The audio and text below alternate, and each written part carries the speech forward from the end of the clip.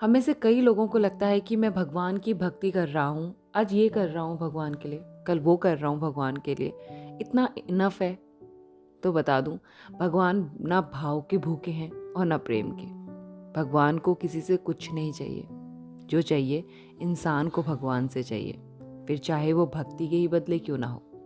आज की ये सत्य घटना गोवर्धन जी की है, जो वृंदावन के ही पास के एक गाँव में रहने वाले हैं। वो कहते हैं कि बचपन से ही उनके पिताजी खेत में काम किया करते थे और वो खुद भी खेत में काम करते थे।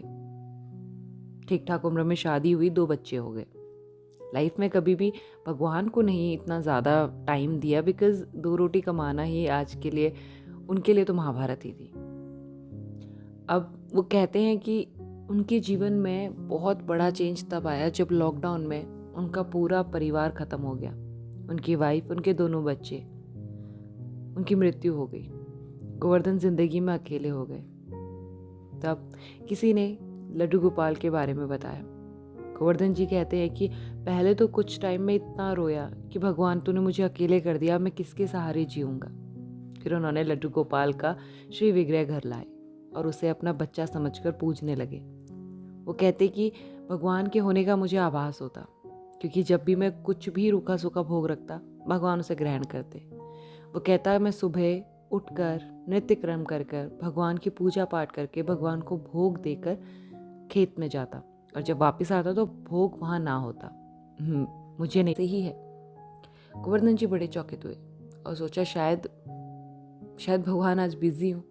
भोला भक्त था। अगले दिन भी भोग वैसे ही रहता है, भगवान ग्रहण नहीं करते हैं। उसके अगले दिन से भोग ना तो वहाँ होता है, भोग होता है ज़मीन पर पड़ा हुआ।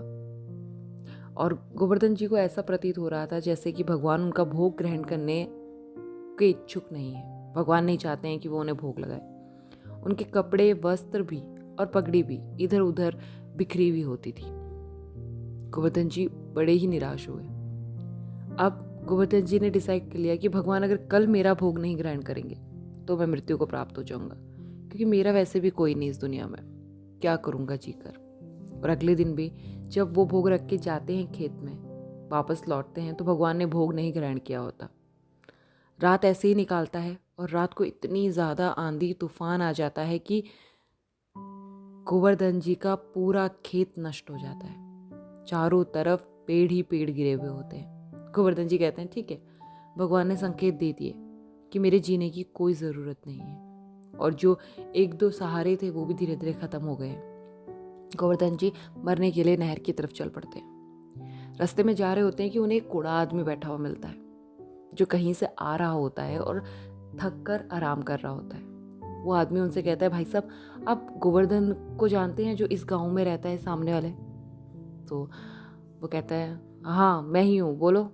कहते आप ही हैं, आप मेरी एक मदद करेंगे? तो गोवर्धन जी बड़े गुस्से होते हैं और कहते हैं भाई साहब, मैं खुद की मदद नहीं कर पा रहा हूँ, मैं तो मरने जा रहा हूँ। मेरे एक लड्डू गोपाल हैं जो मेरी भक्ति नहीं स्वीकार कर रहे हैं, और परिवार तो पहले ही नष्ट हो गया। अब मुझे किसी से कोई शिकायत नहीं, और ना किसी की मदद करने योग्य हूँ मैं। तो वो बंदा कहता है कि नहीं नहीं, भगवान मेरे सपने में आए और भगवान ने आप ही को कहा था, आप मेरे प्रभु हैं। तो गोवर्धन जी 2 मिनट रुके और भगवान को मन में स्मरण करते हुए कहा, प्रभु एक तो आप मेरी भक्ति स्वीकार नहीं कर रहे, ऊपर से ये क्या है, किसको भेजा है मेरे पास। फिर उस इंसान के साथ बैठकर गोवर्धन जी ने पूरी कहानी सुनी। उस व्यक्ति ने बताया कि भगवान मेरे सपने में आए थे, मैंने इस कोढ़ का, मैं गल रहा हूँ चारों तरफ से, खून आ रहा है, ये मवाद आ रहा है जिससे मैं परेशान हूँ। मैंने इसका बहुत इलाज कराया लेकिन मुझे कोई उपाय न मिला। कुछ दिन से पूजा पाठ कर रहा हूँ तो भगवान सपने में आया और भगवान ने कहा जा, वृंदावन के पास ही एक गाँव में एक गोवर्धन नाम का इंसान है, उससे कह कि तेरे लिए मेरे से प्रार्थना करे, और तब मैं तेरी प्रार्थना को स्वीकार करूंगा। गोवर्धन जी बड़े आश्चर्यचकित हुए, बट कहा कोई बात नहीं, मरने से पहले अगर तुम्हारा ही भला हो जाए तो वही सही। भगवान से हाथ जोड़े और प्रार्थना की कि हे प्रभु, मेरे साथ तो जो हुआ सो हुआ, आप इनकी मनोकामना पूर्ण कर दीजिए। ये इस तरह से गल रहे हैं, इन्हें एक नया जीवन दे दीजिए। ऐसा कह के गोवर्धन वहाँ से उठ गए।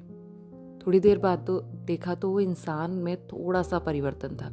उस इंसान ने धन्यवाद कहा और वहाँ से चला गया और कहा 1 हफ्ते बाद आकर आपको बताता हूँ अगर कोई भी बदलाव है तो। गोवर्धन जी को अब 1 हफ्ते जीना था, क्योंकि उसके बाद ही परिणाम पता चलना था। 1 हफ्ते बाद वो इंसान सकुशल आया और काफ़ी ज़्यादा खुश था। उसने कहा, मैंने कहा था ना आप मेरे भगवान हैं, देखिए मैं ठीक हो रहा हूँ और अब जितना ठीक हो गया हूँ आशा करता हूँ पूर्णतः ठीक हो जाऊँगा। ये खून और मवाद आना तो कम से कम बंद हो ही गया है।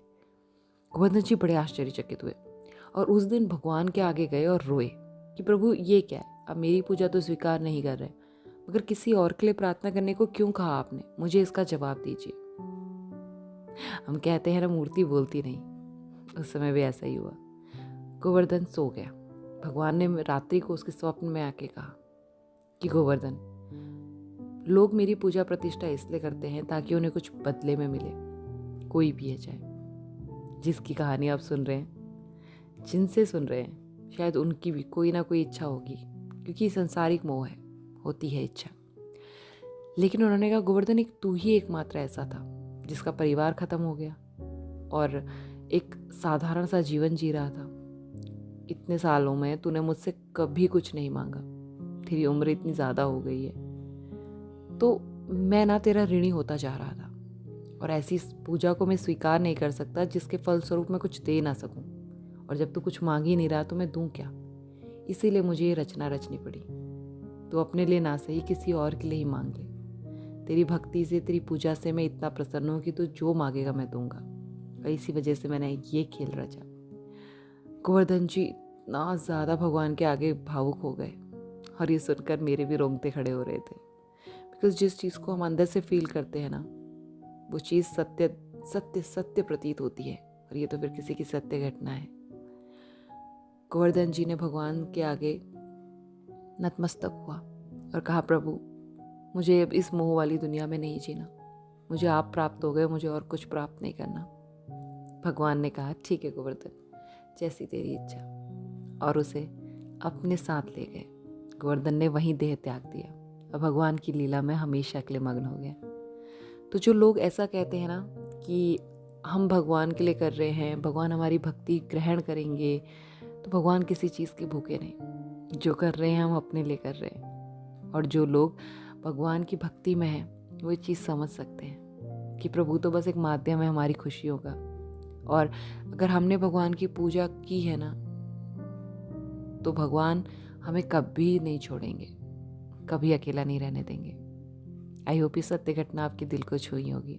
छुई है तो लाइक बटन पे क्लिक कीजिए, चैनल को सब्सक्राइब कीजिए ऐसी सत्य घटनाओं के लिए। जल्द लौटूंगी, तब तक अपने परिवार का ख्याल रखिए, लड्डू गोपाल की भक्ति में मग्न रहिए, और ऐसी सत्य घटनाओं के लिए चैनल को सब्सक्राइब कर लीजिए and share this story with your friends. और मैंने हर बार कहा है कि भक्ति और कथाएं और भगवान का प्रेम जितना बांटो उतना बढ़ता है। तो जल्द लौटूंगी एक अच्छी सी सत्य घटना के साथ।